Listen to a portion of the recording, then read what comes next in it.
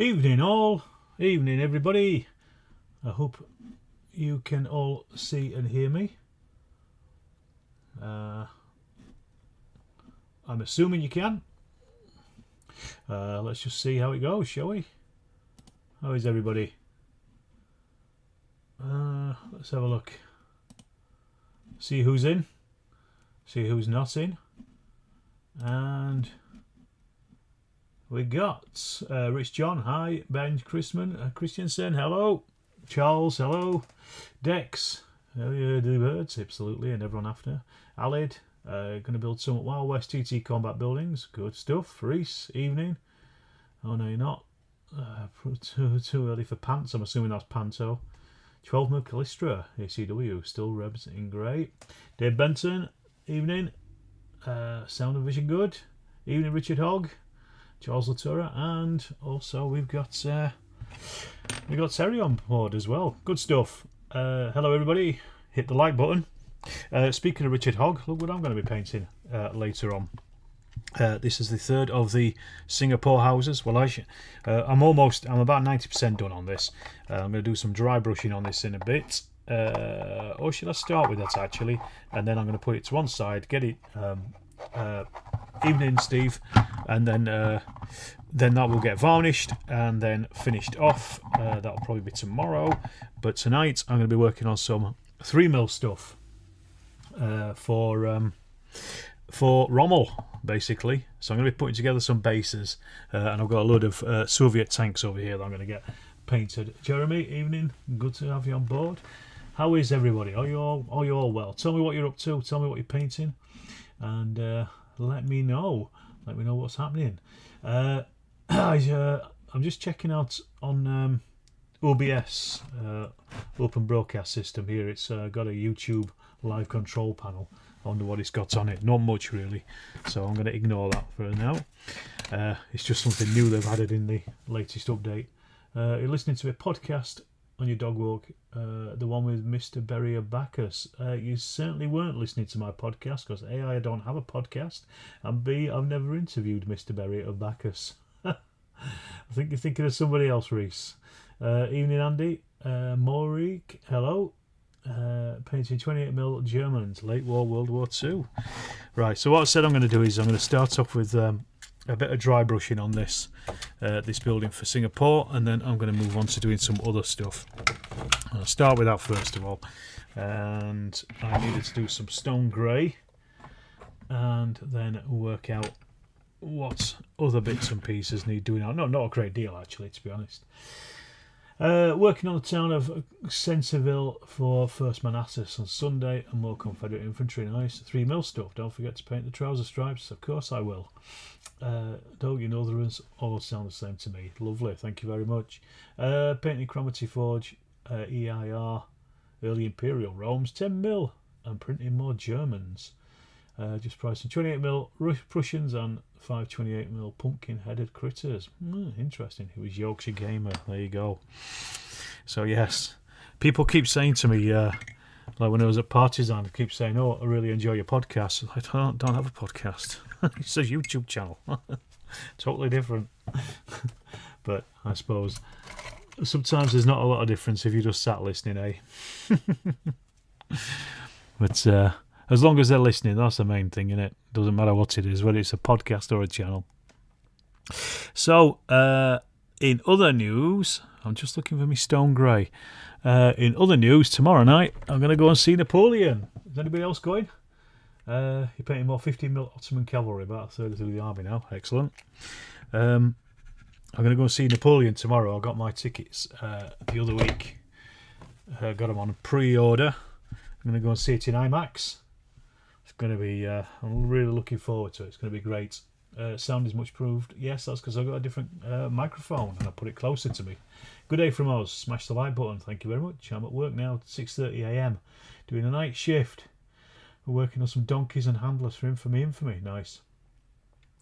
Western civilians. What? A wet pallet? Ken will discern you. No, it's not a wet pallet. It's just a normal pallet. It's a dry pallet.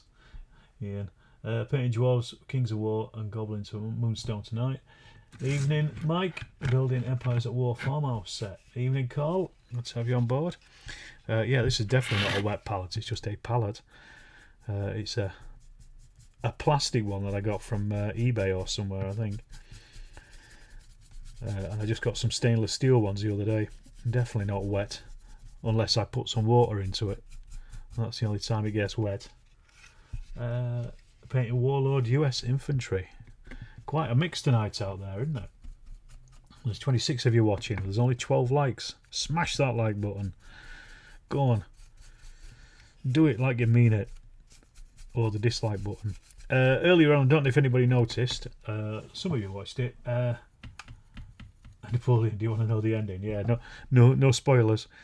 I put out a short for the Forces of Virtue cards first set. There's 3 of them coming. There'll be another 2 over the next 2 days at 9 o'clock in the morning. That's UK time, of course. Just check those out. They're only a minute long each, just to go through the cards, because I wasn't really sure how to review them, but I thought that was the best way to do it. Got tickets for Friday. I'm afraid that after leaving the cinema, we'll order something from leaving the cinema, we'll order something from Warlord Games. Either be seeing it with some guys from a War Games club or with the wife, if none of them can go. My wife is currently in Macedonia. I asked her tonight if she'd be interested in going, because I'll probably want to go back and see it again. She said she wasn't so fussed, but you never know, we might do. You're going to see Napoleon on the weekend. What have you been told? I'm going by yourself. Going to see doubled up there, Alid.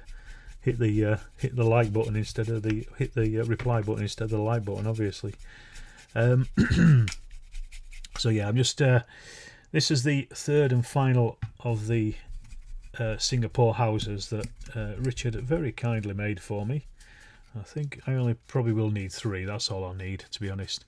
The first one was slightly smaller than the others, but it still works and it still looks good, and it won't be so obvious in the when it's surrounded by the rest of the terrain, I don't think. Is Mrs. an archaeologist as well? Yes, she is, Benjamin. She's currently a researcher at York University. She deals in pictography. She's got a doctorate in archaeology as well, so she's a lot cleverer than I am.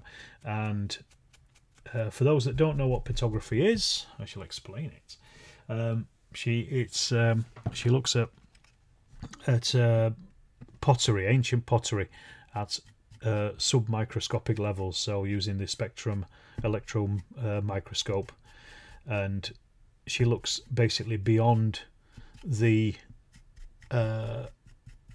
fabric and right down into basically the geology that the pots were actually made from, and then from that she can then trace where they were actually getting their clays from.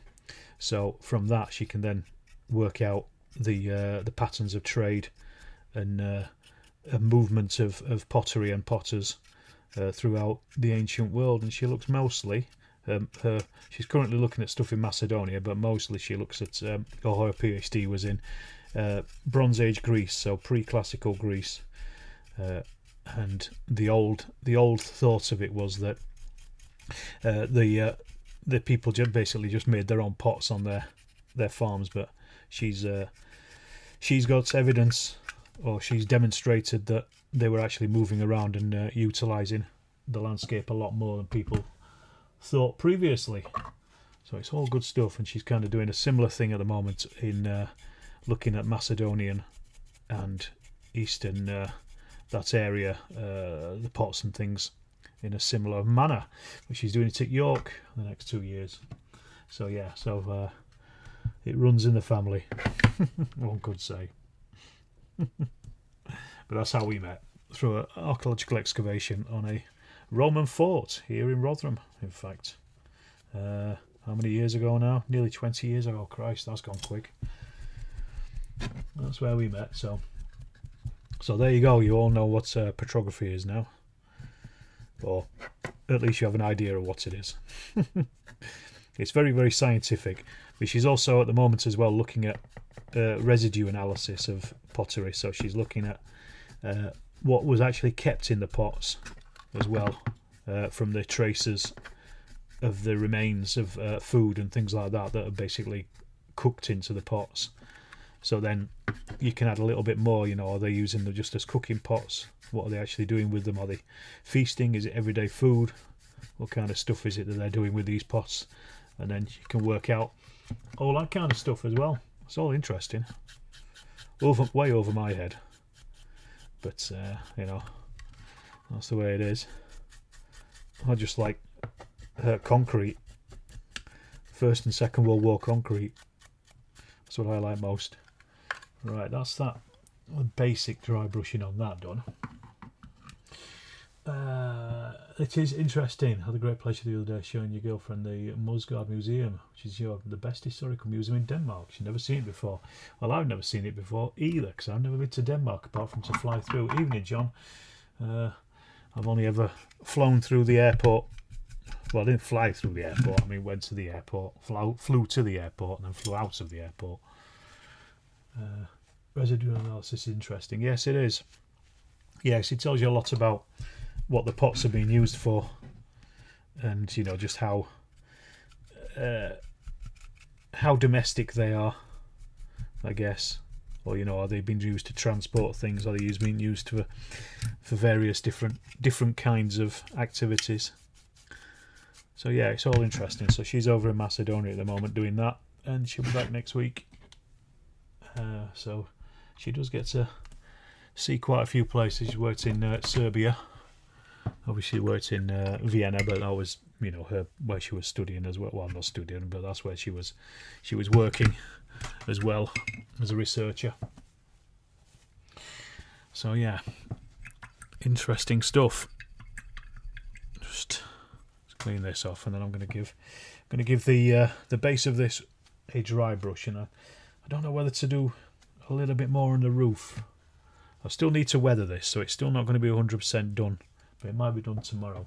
So she's to the archaeological mainstream, a bit like CSI to a regular detective. Kind of, yeah, she's like the next step up.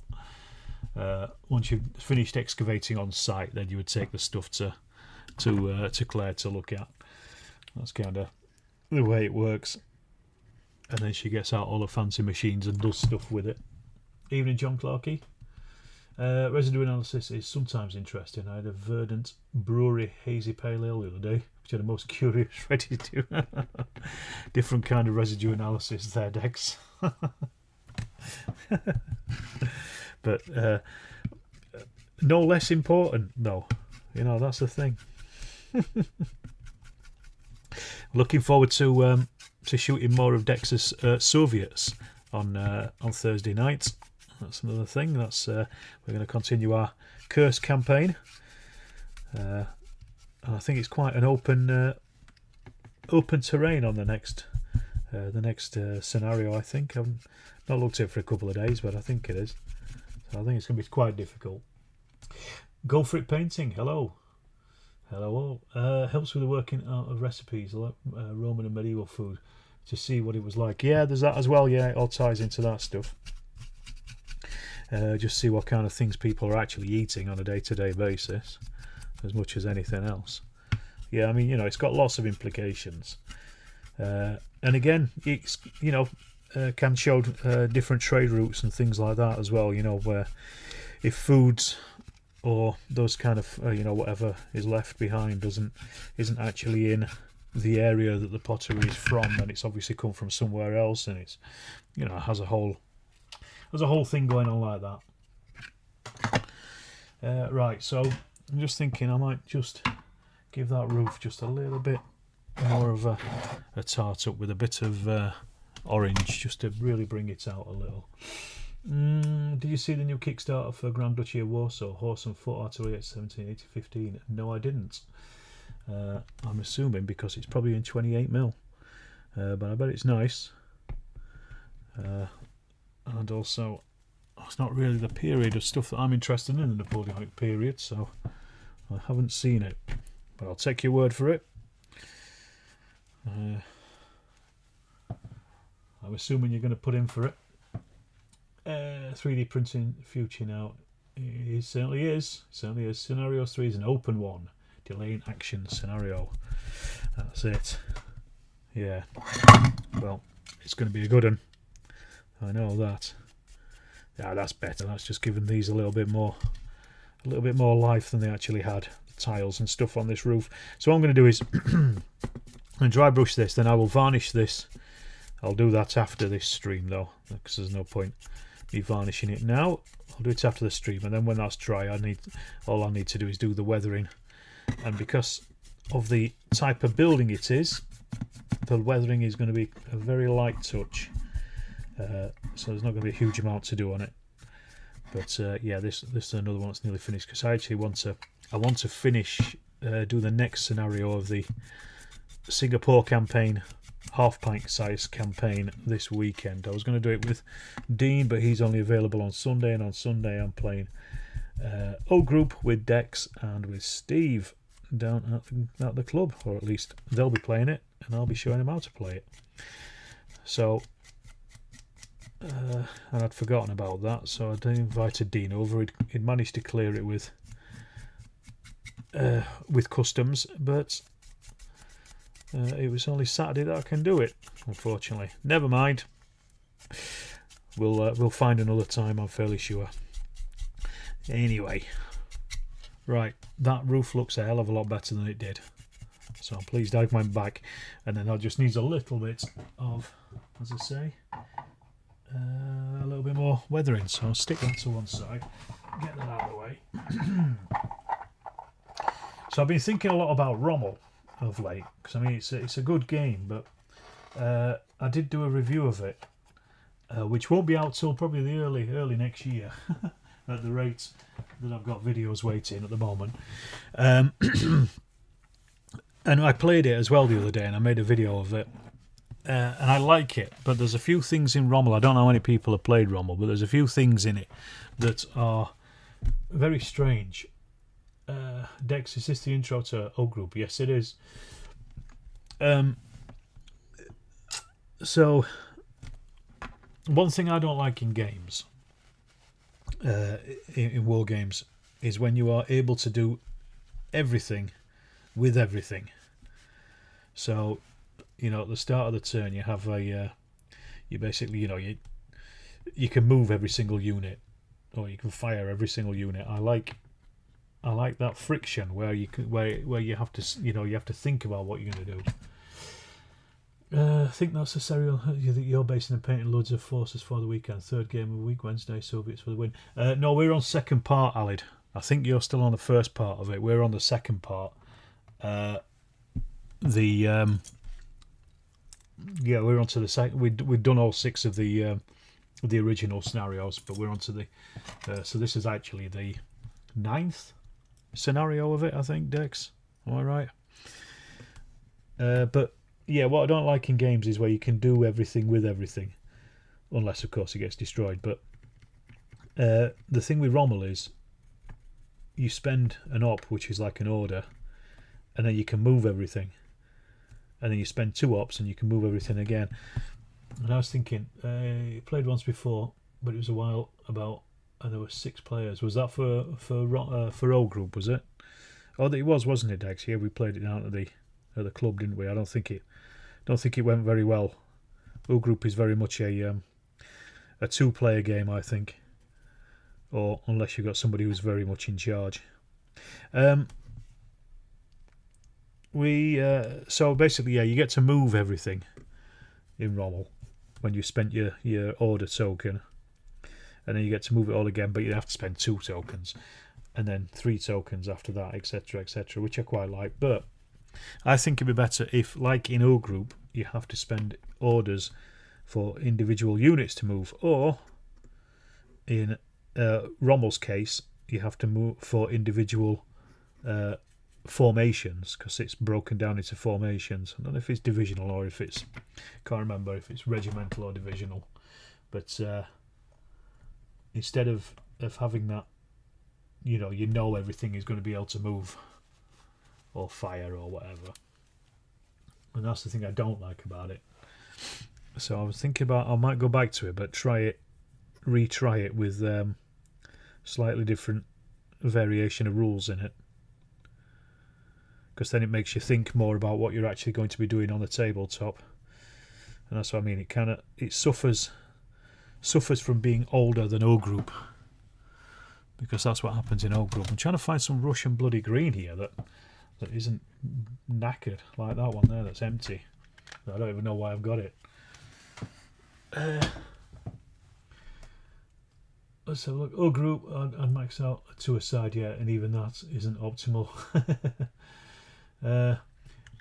Yeah, definitely. I mean, I'm going to be umpiring it for the two lads because they've never played it before. But well, Dex has played it, but you know, in a fashion. Whereas Steve never has played it, so I'll be walking them both through it. Really, it's just going to be a learning game, and we've got all afternoon to play it, so it's going to be a long old session, I think. It'd be nice. The 9th curse scenario, yeah. Yes to a group. The group. It was the one where it was a rush for foo bars at the end. Was it the one where we had a really long table? Because I just don't think that worked particularly well either.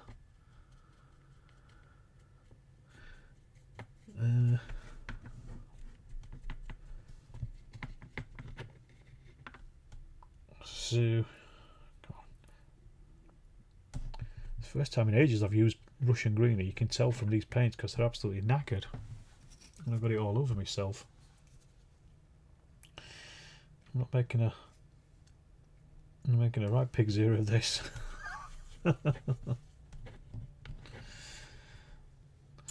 What a state. I don't even know if I've got any other I can use. We'll have to go with what we got. Yes, long table, long road. Yeah, it didn't really work. That scenario probably would have been a bit more suited to I Ain't Being Shot Mum rather than O Group, I think. There's a certain amount of parameters in O Group.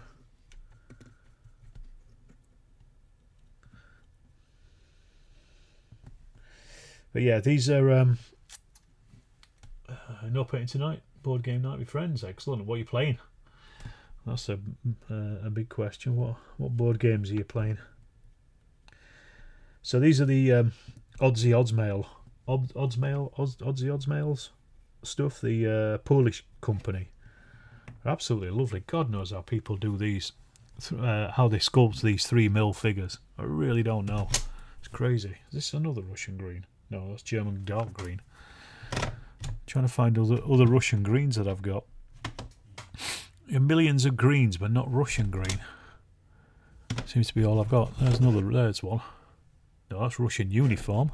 I will need that, but that I'll need later. There's another Russian green. I've got loads of them. You've got some Russian green there if you need it. Well, pop over and I'll take it off your hands. See, I've just managed to find about 3 tubs of the stuff, and none of it is in any fit state. There we go. That's more like it. There's crap out.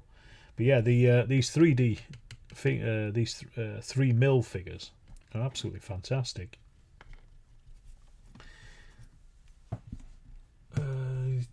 Given my perversion for First World War Wargaming, do you also like the Russo-Japanese one? No, I'm not particularly interested. Yeah, don't forget to hit the like button. Perversion. Wow. I've never heard it called that before. I just thought it was wargaming. It's all perverse, isn't it? But no, I'm not particularly interested in the Russo-Japanese war because it's a prelude, really. Tactically, it's not particularly interesting.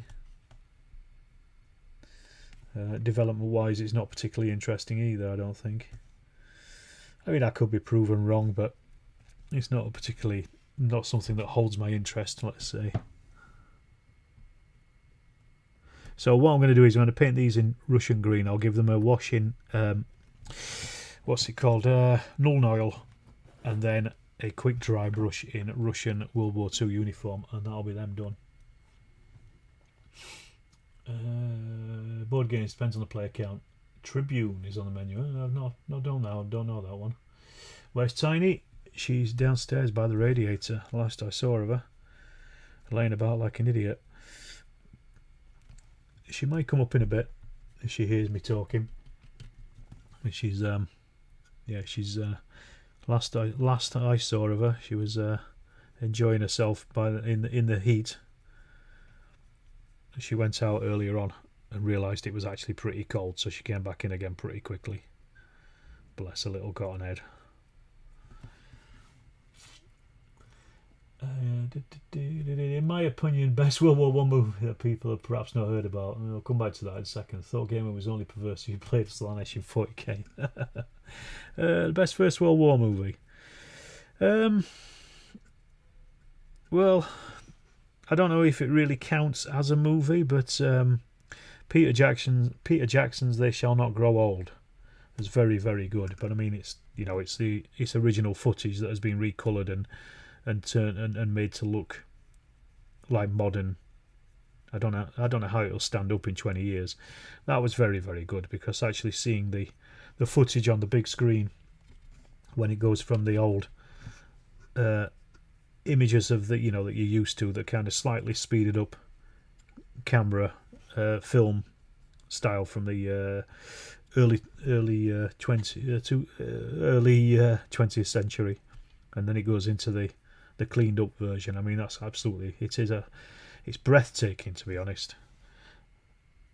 And the actual the commentary on it wasn't too bad either. Actually, it wasn't all mud, blood, and poppycock, and it wasn't all donkeys and lions and donkeys. It was actually quite balanced. As for films, I like Blue Max. Blue Max is a good one with George Peppard. But then I've always liked aeroplanes. And I actually enjoyed 1917 despite everything. That's because I turned off my First World War historian's head, really. Confession to make, you seem to have gotten super glue in your beard in the last 10 minutes. Nice. Trench and attack scene in Paths of Glory. Yeah, I was going to say Paths of Glory is another good one. Again, I mean, it's lions and donkeys nonsense, but it is Stanley Kubrick, so you can't really, can't put that down, because anything he touches turns to gold anyway. But yeah, it's a good one. They Shall Not was bloody marvellous. Switch from black and white to colour when they entered the trenches. Yeah, exactly. It was. I mean, I went to see it on the opening night, and it was just spectacular. I was trying to think of other ones really that I've seen and enjoyed. There are not that many. I mean, I used to hate watching them because you know so much about a subject that you sit there and rip the piss out of it. But then you get to a point in your life where it doesn't really matter anymore. It's just if the film is good and the story is good. But the problem is with a lot of war films is the stories are all the same. They're generally all, the few against the many, or somebody going into enemy territory to get something or do something. They're all pretty much Kelly's heroes, to be honest. So I kind of don't really watch that many war movies. I'm not that fussed. I like some of the old classics, but modern ones I'm just never that bothered about.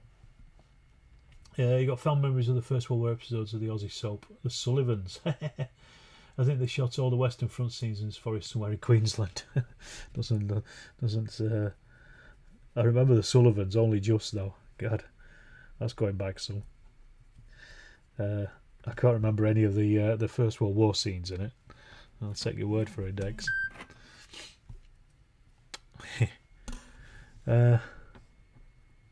Yes. So yeah, I don't know what film I would recommend, Benjamin. I suppose that's the film I'd recommend is They Shall Not Grow Old, because I just think it's such a good, really well made thing. But thinking about it, the AI that they used in it, or the digital works that they used in it, I do wonder how it will stand up in years to come. Because like things that used to look amazing on the screen 20 years ago look terrible nowadays. And they really stand out, don't they? because things you've got to turn off your history critique, treat it as a piece of fiction with a fancy drama. Yeah, exactly. That's what I'm doing with Napoleon tomorrow. I mean, it's going to be, you know, I've already seen it's not going to be historically correct. Doesn't matter. It's going to be great. I mean, how often do you get Napoleonic films on the big screen? In the English language, at least. Not very often is the short answer there, I think. Right, I've nearly got these done. These are some SU-76s. I'm just doing... I dug out all my old 3mm stuff that I'd not messed about with before, so I'm just doing these together as a group, and I got a load of bases from War Bases the other day, despite the fact that when I first ordered them, I ordered what I thought were inch squares, but it wasn't. It was 25mm. 2.5 centimetre bases. Got the wrong ones. Never mind. But I got the ones that I needed, which were an inch square, and I've got them there. 2-inch square, sorry. But I put the wrong number in, basically. Anyway, enough about my silly buying. Right, that's the tanks nearly done. And tank destroyers. So I'll get those ink washed later. Will I be watching Masters of the Air? Yes, I will, actually. I'm looking forward to that. That should be good as well, if it's anything like... Well, I don't think it will be anything like Band of Brothers, because you'd have to go a bloody long way to be anything as good as Band of Brothers. I was not that keen on the Pacific. I watched it because I've got the what's it called, the box set. I gave it away actually quite recently to a charity shop, but I did have the box set, and because I watched it all the way through, and I wasn't particularly impressed by it because it just felt a little bit bitty and all over the place. And I know that Little Wars have just done their appraisal of it, and they were saying some parts of it were very good, and I'd forgotten most of it. I didn't get on with it. I remember watching 1864 Second Schleswig for the first time. Almost made you cry. Worst part, it's loosely based on a book I was a researcher for. Maybe that's why it made you cry. 1864. Prefer the Pacific to BOB, to be honest. Wow. Okay, that's interesting. Yeah, I couldn't get on with it at all. I mean, I watch Band of Brothers quite regularly. I say regularly, you know, every few years or so. But it's something that I would always go back to. Whereas Pacific, I only watched it once. But Greg was saying that I should watch it again. So I've been looking around on the streaming services to see if I can buy it again. I feel a bit annoyed that I gave it away literally weeks ago. We had a massive clear out of DVDs, and Pacific was one of the ones to go. Mind you, so was Band of Brothers, but like I said, I'd watched that quite a lot anyway. It's probably still for sale down at the local charity shop, because that's where we took them. So I could always go and get them now. What I'm doing at the moment is I'm just marking the area on these bases where the actual base label is going to go. Because I'm going to put a label on here that you can, for the strength of the units. And what I'm going to do is then I will put some masking tape across that, and then when I come to put sand on these with PVA, I'll then just be able to pull it off. So that'll be nice, won't it?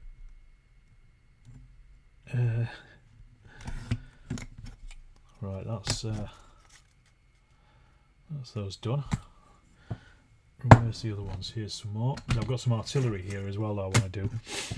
So I'm going to do this artillery. And I've already got that there. I may as well just draw the line straight across, haven't I? Nice and quick and easy.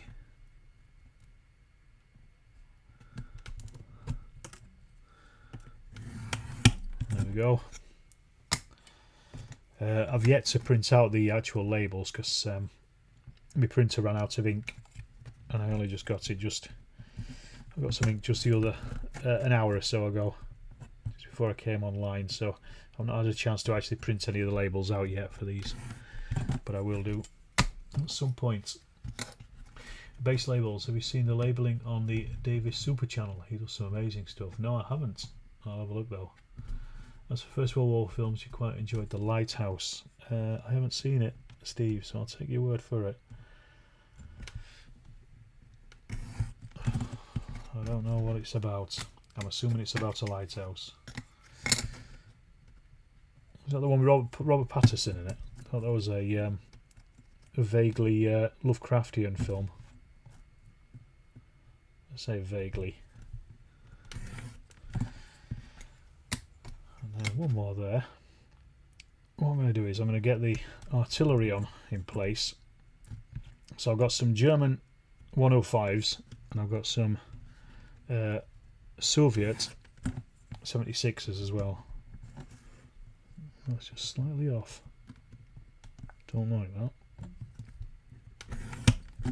There we go. Light horse. Right. Is that the Australian one?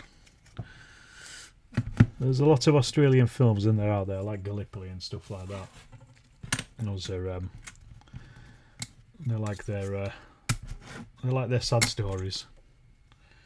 You know, because obviously the Australians were the only ones that fought at Gallipoli, of course. That's a joke, by the way. They didn't. There's more French killed at Gallipoli than there were Australians involved. Right. FYI. So these are the German guns. Now the problem is with these, it's about a horse on a diet. What's the worst First World War film? Possibly Flyboys. I think Flyboys was pretty fucking bad. Trying to think of what other ones. There was that one about the tunnels. I had to turn that one off. It was just terrible. So I can't remember what it was. Maybe Beneath Hill 60 or something, I think. There was another one I saw called Passchendaele. That was terrible as well. Yeah, that was awful. What's yours, Andy? What's your worst World War I film? And the thing is, they're not even good films. Never mind them being, you know, bad history or whatever.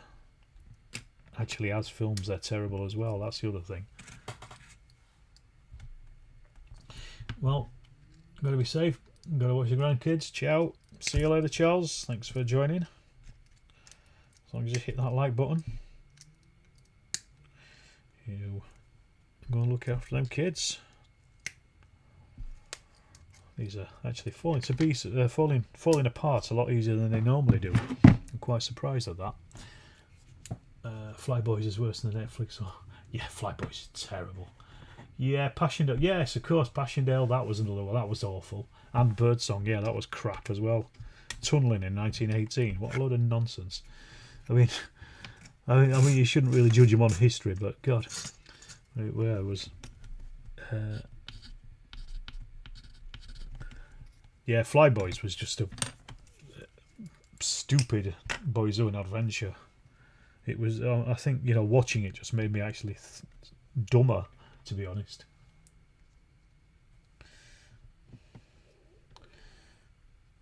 So a nice little battery of 105s there, firing onto the beaches.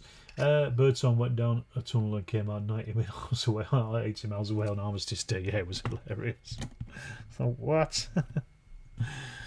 What a load of trash. Yeah, I think.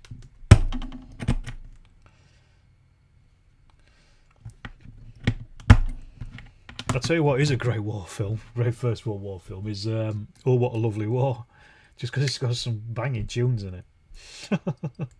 I mean, it's absolute nonsense historically, but it's brilliant tunes. Belgium put the kibosh on the Kaiser, for example. But yeah, I certainly wouldn't. I wouldn't use it in an essay. Oh, that lovely was more read the bird song here. Absolutely.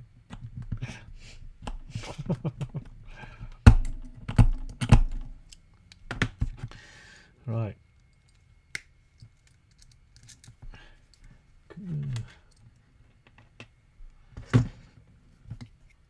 Let's have a look. So yeah, I've also, speaking of First World War, I've actually been thinking about Rommel on First World War as well. I think it'll work really well for it. I don't know how interesting it'll be though, because it'll be 99% infantry with just one or two tank companies kicking about. It's not like the Second World War where you've got a lot of different tank types and things. If I can judge Armageddon on geology, you can judge First World War films on history. I suppose so. That's true. You've got to switch your brain off, that's the problem. You lost a signal entirely. Have I missed much? Yes, a discussion about First World War films. You'll have to go back and watch it, Dave. I'll have to catch it on the catch-up. I'm going to use up all of these guns and see how far we get.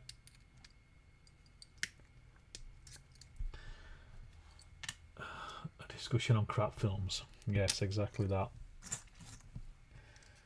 I was going to put the label on the bottom of them all so I know what they actually are when it comes to actually labelling them. But yeah, I've been thinking about Rommel and First World War Rommel. It'd be like big square bashing, which wouldn't be a bad thing. I suppose square bashing is 99% infantry. Just different types of infantry.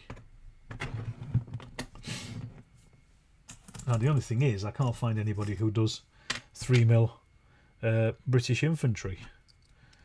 The guys that do these ones, they do a load of First World War stuff, but it's mostly tanks and vehicles. They don't do any. They do British tanks and British vehicles, but they don't do any British infantry, strangely enough. Or if they do, they're not actually at Magister Militum here in the UK. But it is what it is. But I guess at 3mm it doesn't really matter. You know, they're not much anyway, are they really? But I was thinking I could use my square bashing 15mm figures anyway. I just need to make some base labels. And it wouldn't be too bad. Okay, so how many is that so far? First World War Rommel sounds interesting. 6mm World War One Western and Eastern fronts. Yeah, I think it'd work. I certainly do think it'd work. I don't think it would be too difficult to actually put it together. I've just been thinking about it. At 3mm, does it matter? Yeah, exactly. I'm just thinking about in Rommel you've got the ops, which are basically your options. So for attacking and defending, I'm just trying to work them out so they're period specific. I just need to make a list of them really.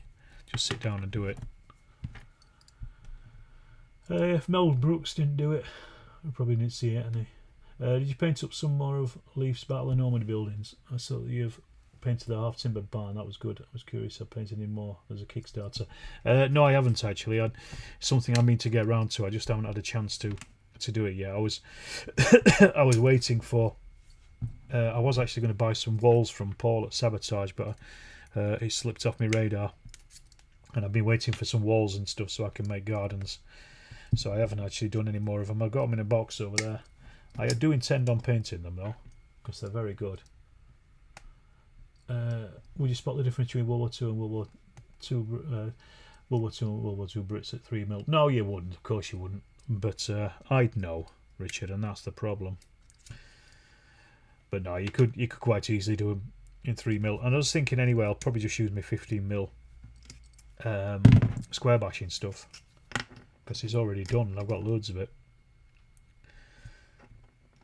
So yeah, I might do it, and I might film it and see how it pans out. I think it'd be quite fun, because I mean, the rules are pretty much already there with Rommel anyway. It's not like you really need to do a great deal. As I said, there's a few period bits and pieces. Well, someone would if I was playing with them. That's one person off that list. Right, let me just mark these up so I know what they actually are. 105 mil. 105 mil. And then what I'm going to do is I'm going to put sand and PVA on these. I don't know if I'll do it tonight, we'll see. We'll see how far we get. I have got the weekend ahead of me. I'm in no particular rush to get this stuff done. And that's got a 105 on it already. So I'll stick them to one side. And they'll be done later on. At least I prepped them. We've got those ones. Where were those 76s? That's the next thing. Here we are. Kickstarter ends soon. Well, I'm not going to be getting any because he already sent me loads of them. And I don't have a printer as well. But they are well worth getting if you do have a printer. They're absolutely lovely. Really nice buildings. So go for it. 1, 2, 3. Aha, we've only need three bases of these. These are the Russian 76s, 76 field guns. So I realised that I didn't have a huge amount of Russian guns in my game of Rommel, and I should have done really, because they had lots of them. You know, I remember I painted these ages and ages ago. Got them years ago when Rommel came out in about 2017ish. And then painted loads of them. They just stopped once I'd done an army. So it's good to go back to them and actually breathe new life back into them. As I say, I do like Rommel. I think it's a nice little game. It's very neat, and you don't have to mess about so much either when you've because it's all on grids. So I just use my grid. I should actually just get a grid mat as well. That's the next thing I want to do. Right, got to head out to make sure Brussels sprouts and parsnips for Thanksgiving. Oh, of course. Have a good one, John. Thanks for joining us. And don't forget the box of smallpox infected blankets. And enjoy your board games. I'm sure you will. Right, so how many did we save for these? Three bases of these ones. I'm going to save those bases over there for the tanks. So we've got 1, 2 and 3. 1, 2, 3. And another base with a drawing already on it. Right.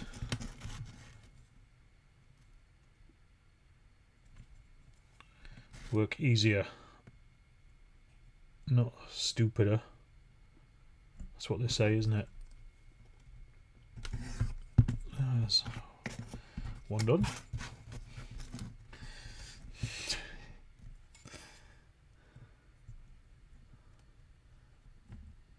And 2.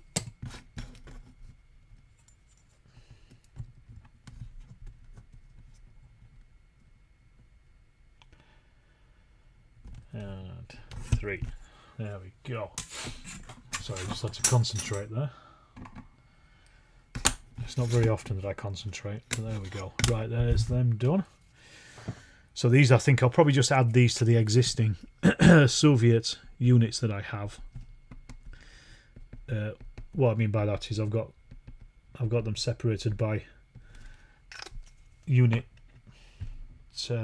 picture from later in the war, but so I'll just add these to those existing units. Like I say, I need to print out the various labels before I do anything else. Right, there you go. That's those 76.2 mil. I can remember what they are. 76.2 mil. The nice thing about these is they don't take a huge amount of painting.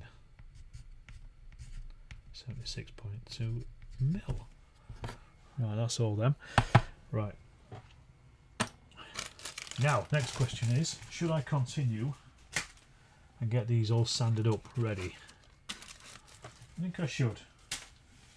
I'll do those bases and these bases. That's it, don't work hard, work smart. That's what they say. What I need to do first of all is put some masking tape where the base label is going to go. I knew there was something. So I'll just line that up. Nice and straight. And then when I paint the sand on, I just need to pull that off. As the actor said to the bishop. How's everybody else's painting getting on tonight? All alright?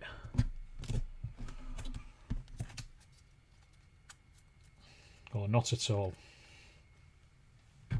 Put these to one side. I've got too much stuff. Too much things.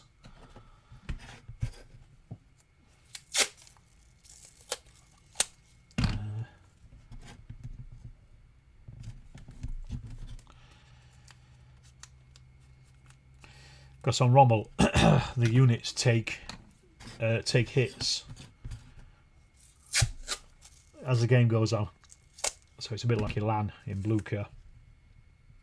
So you could do it on a roster, but I don't like having rosters. I prefer to have the stuff on the table in front of you. It just makes things easier for people to when they're playing, I think. And for me in particular, I like stuff that's easy. And there you go, there's another one. Let's get these sorted out. Yeah, well, I'll get the sand on these tonight. I'll do that now, because once that's done, what I'll do is then once the sand is dried, I can give them all a good spray paint of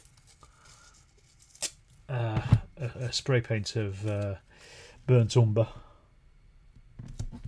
and that will then seal the sand in.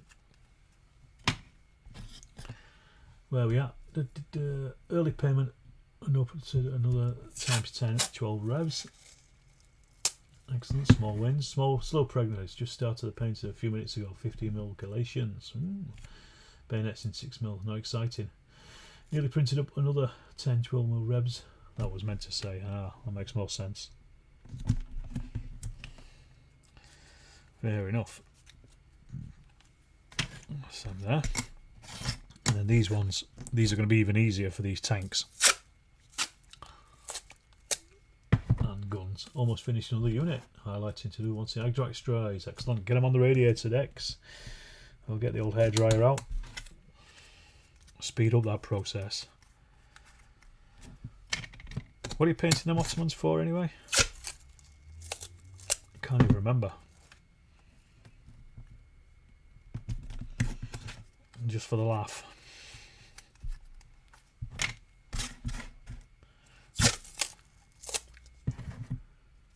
And last couple here.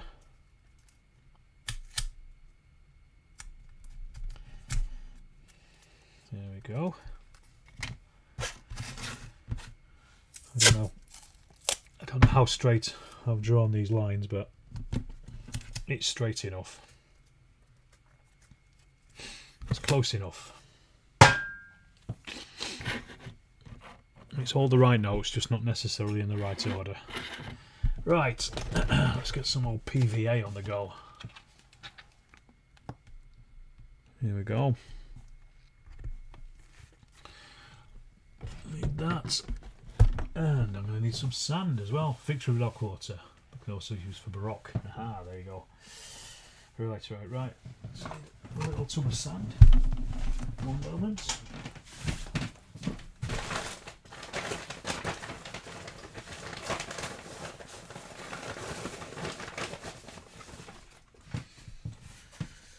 There we go. There's the sand. Sort this chair out. Tiny has been smashing it up. Why am I taping the bases? Right, well, I'll show you, Reese. Because let me demonstrate. Demonstrate exactly, because I've got them here.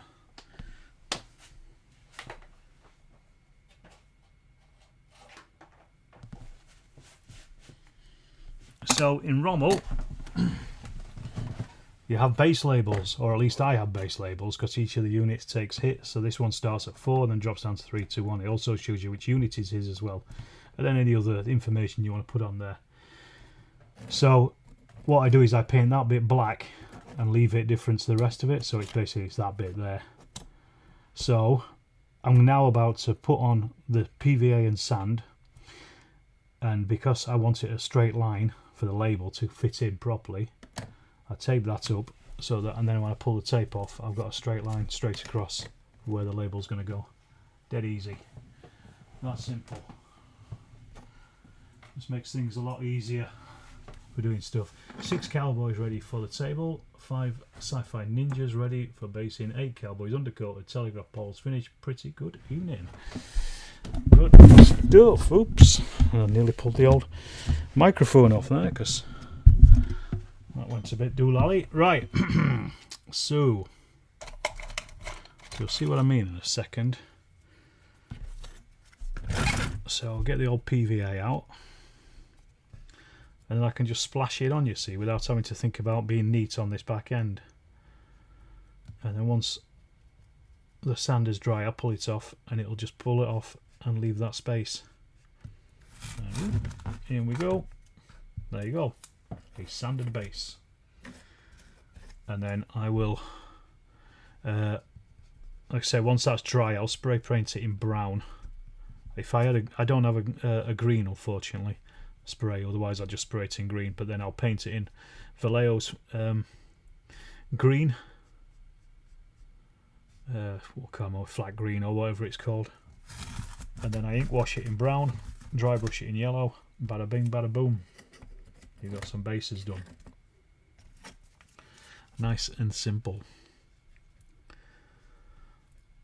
It's a good use for masking tape, if nothing else, because, you know, it's masking it.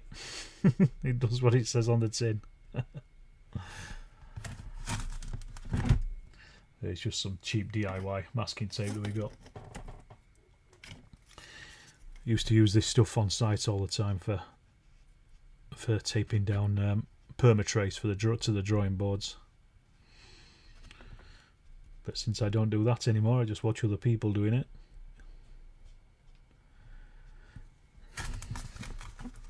I don't need it. Right, get that out of the way.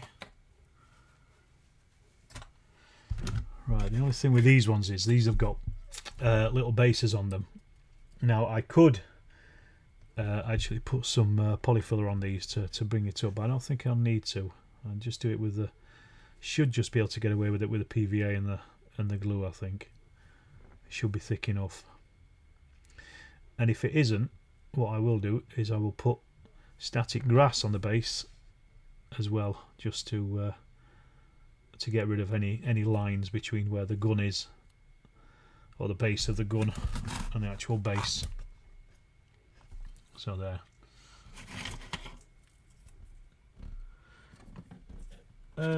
Blue Rommel's similar to Blue Kit, and it's an integral base.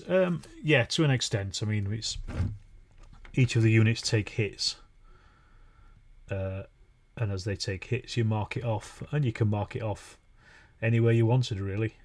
But because they have a certain combat value, depending on how many hits they've taken, so as they get more worn, they get less combat effective. So you have to make a note of that. You could do it on, quite easily do it on a just using a roster. I don't like using rosters. Or you could just have normal any bases that you wanted, any normal. I mean, I've played Rommel in 15mm, and all I did was basically just add. I just made some bases, some labels for the units and just slid them underneath the existing unit bases. It worked quite well. But yeah, I mean it's quite a similar system to Blucher in some ways. But then obviously it's designed by Sam Mustafa, so it's going to be quite similar because he designed the two of them. Right, I'm just gonna do these bases tonight, and then that's going to be me. I think I'll leave it at that. There's only a few more here left to do, but it's a nice easy job. And then I'll probably get up early tomorrow morning and just come and finish these off, or at least do the other bits and pieces, then I can print out the labels that I need. And then they'll be done. Hopefully I'll be able to get them done by the next video. Random question. Any chance of having SOS dice?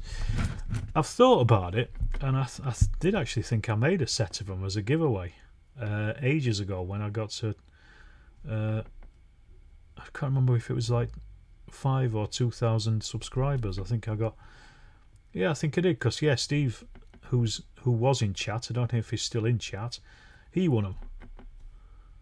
I can't remember how long ago it was. The problem is they're quite expensive to make. I mean, I'm not saying it's a bad thing, it's just I just wonder if people are buying them, that's all. You know, the design for the Storm of Steel design works well on the little dice, but they end up, I think they're about £1 a dice if you get them printed. So, you know, a set of 10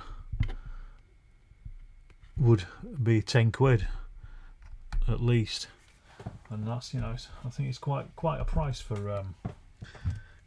dice, if you know what I mean. But you know, if there was enough demand for them, I'd certainly look into it again. But yeah, I definitely did. I did them as a giveaway. I can't remember what else I gave away with it. I have to have a look back through some of my old videos. Or if Steve is here, he might be able to answer. Yeah, I'm fairly sure. I'd done it because Ken, eccentric man, he'd got some done. He told me where to get them printed, so I went there and did that and got them. Right, I've got 2 more left to do. Yeah, still here. Use the dice and mug all the time. There you go. Oh, it was a mug as well, wasn't it, Steve? There you go. A mug and dice. Good, I'm glad to hear they're still in use. I hope they roll high for you, or low when you need them to roll low. Oh dear. I bet the super glue hasn't dried yet, so now it's clogged my brush up. Thankfully it's the last few. Oopsie.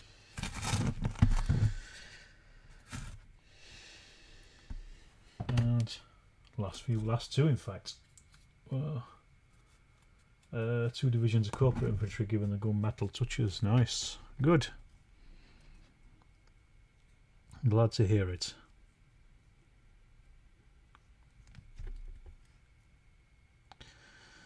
Righty-o, last little bits. Come on there.